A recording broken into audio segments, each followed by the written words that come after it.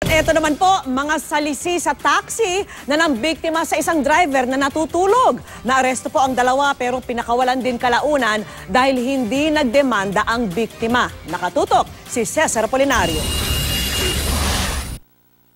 Sa kaban ng Panay Avenue sa Barangay Paligsahan, Quezon City, pumarada at nakatulog ang biktimang taxi driver pasado 2:00 sa madaling araw nitong Sabado.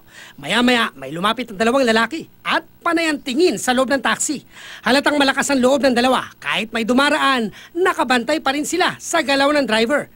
Nang makasigurong himbing na ang tulog ng driver, pumasok na ang suspect na nakaputing t-shirt at saka lumabas nang makuha ang pakay. Nagpa-blatter sa barangay hall ang taxi driver kaya na lamang nasalisihan ng dalawang sospek ang ilang gamit at ang kanyang buong kita. Tinignan ko lahat na kung ano yung suot niya, suot dito, sombrero, tsaka damit. Talagang nagano lang kami, tinignan lang namin sa CCTV, baka bumalik. Hindi nagkamali ng kutob ang bantay noon sa CCTV dahil makalipas ang 2 oras, may napansin siyang dalawang lalaking kahina-hinala rin ng kilos. May bitbit ang isa sa mga ito na bag na may laptop. At ang suot na damit, iba na rin. Ang isa'y nakabonet at jacket pa. Kaya para makasiguro, nireview ang mga monitor ng CCTV sa isang kuha kung saan malapit ang rehistro ng mga sospek na kumpirmang sila rin ang nanalisi sa taxi driver.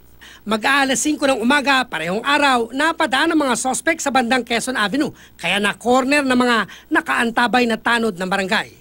Hindi na nakatanggi sa ginawang pagnanakaw ang mga sospek na sina Joseph Andear at Lloyd Reyes, lalo't bit-bit pa nila ang laptop ng maaresto. Na-recover din ang ilang gamit, kabilang ang high-end na cellphone at cash na galing sa hindi bababa sa 10 na biktima nila.